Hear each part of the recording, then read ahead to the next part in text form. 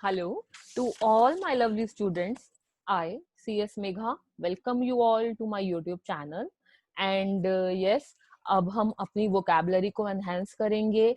उसी के साथ साथ हम अपनी कॉम्पिटिटिव एग्जाम्स में जो हमारे ग्रामर का पोर्शन होता है उसको भी फोकस में करते हुए दोनों को हम एक साथ मिलकर करते हुए इनकलकेट करेंगे. And through this way we will enhance our vocabulary and we will improvise our grammar portion. तो उसी सीरीज को कंटिन्यू करते हुए हम आज बढ़ रहे हैं. And we are going to start effective use of prepositions. और ये हमारा सेक्शन 1 है, इस सीरीज का फर्स्ट पार्ट है. अब बात यहाँ आती है कि प्रपोजिशन क्या है. आपको सबको ही पता है, preposition denotes the position that one person or thing occupies in relation to the other. ये हम सबको पता है. आप ये समझ लीजिए, एक सेंटेंस तभी खूबसूरत होगा जब उसमें प्रपोजिशन होगी.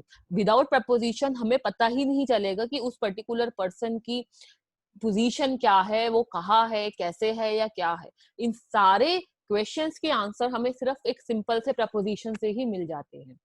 तो now we are going to start what effective use of preposition is all about. आपके सामने as you people can see in the slide,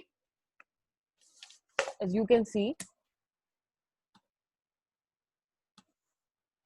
where preposition should not be used. इसमें पूरा ऐसे बता रखा है आपको कभी भी हम कैसे यूज करते हैं और हमें कैसे यूज नहीं करना चाहिए.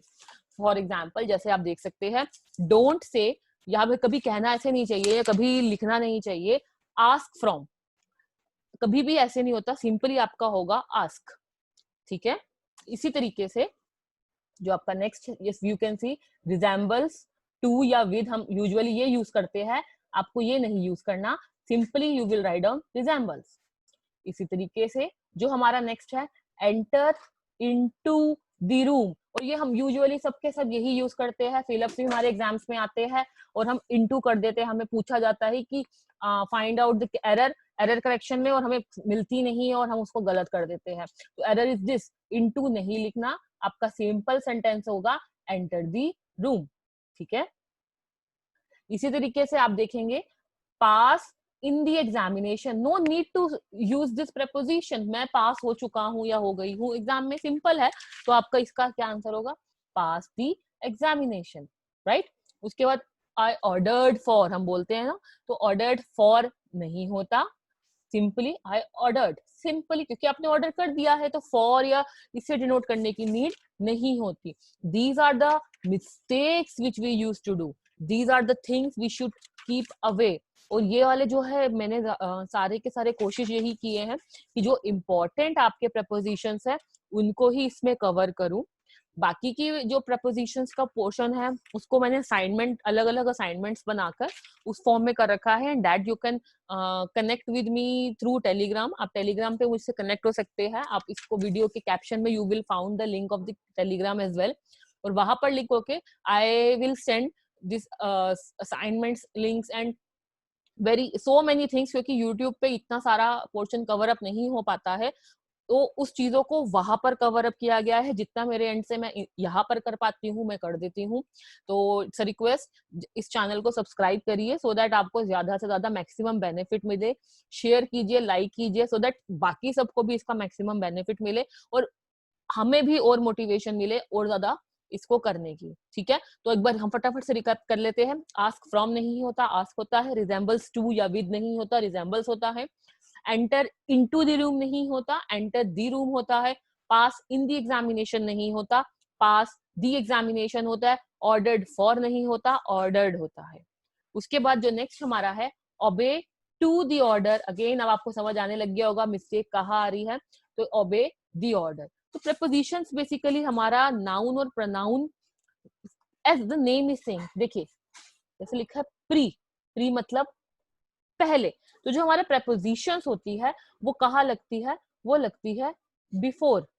किसके पहले लगती है, नाउन के, या फिर आपके इक्विवेलेंट टू नाउन लग देते हैं. मैं इसको यहाँ प्रोनाउन भी ना लिख के मैं यहाँ पे यूज करूंगी इक्विवेलेंट टू नाउन, एंड जो कि एक ऑब्जेक्ट है. अब जैसे कि अपने ऊपर देखा, ऑर्डर्ड, पास, ये वाली सारी चीजों की हमें कहीं पर भी वी कांट से, यहाँ पर हमें कहीं पे नाउन नहीं दिख रहा, तो हमारे को यहाँ पर नीड ही नहीं जरूरत हो रही किसकी, प्रपोजिशन को ऐड करने की। नेक्स्ट स्लाइड्स में देखते हैं, शायद हमें वहां दिख जाए कि कहाँ करना चाहिए। अब मैं जो आपको ये स्लाइड्स कर दे, इसको हम फ्रॉम बॉटम टू अप पढ़ेंगे। जैसे कि आप नीचे देखेंगे, it's sorry there is a mistake, it's pray to pray God. Pray God नहीं होता, कभी भी हमें ये नहीं कहना चाहिए, ये होता है pray to God. Next, listen a man, no, ये गलत है। The correct is listen to a man. उसके बाद देखिए, bed to lie, no, this is a completely wrong. इसके लिए हम ऐसे यूज करते हैं, बेड टू लाई इन। उसके बाद right a man, what do you mean by right a man? Usually हमारे एग्जाम में हमें फिलअप्स ऐसे ही दे दिए जाते हैं, और या आपकी एरर करेक्शन ऐसी दे दी जाती है, और हम we are not able to find it out, because हमें पता ही नहीं होता है कि इसमें प्रपोजिशन की मिस्टेक है।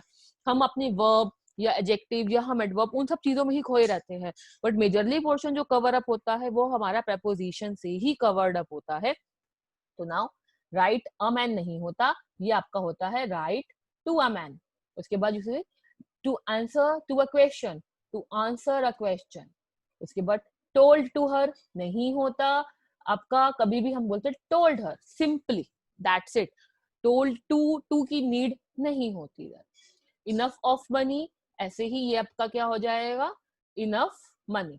सो these are the points, these are the prepositions जो बिल्कुल कॉमन प्रपोजिशंस है, मैंने प्रीवियस ईयर के क्वेश्चंस में से सिलेक्ट करके आपके लिए लाई हूँ। एंड ये वैसे भी हम अपने डेली जनरल इंग्लिश में भी हम बहुत ज्यादा इसको यूज करते हैं, और कहीं ना कहीं हम इसको आज तक गलत ही यूज करते आ रहे थे। I hope after this video आप अपनी इसमें करेक्शन करेंगे, और ऐसी ही वीडियोस मैं और भी लेकर आने वाली हूँ, जनरल सीरीज लेकर आने वाली हूँ।